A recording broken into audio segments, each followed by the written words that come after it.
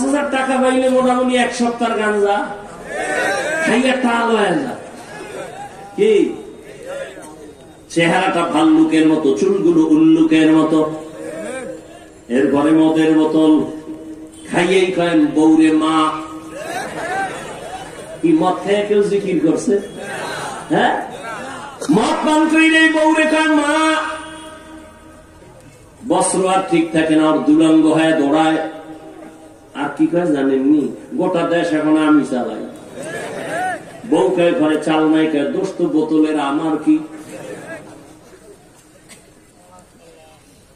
এরে যুবক, নষ্ট করেছো তোর ভরা যৌবন।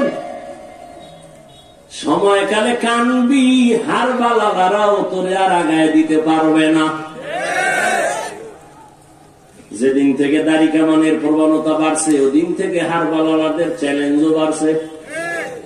দাড়ি কামাইলে কিছু হোক না হোক যৌবন থাকবে না, লিখে রাখ।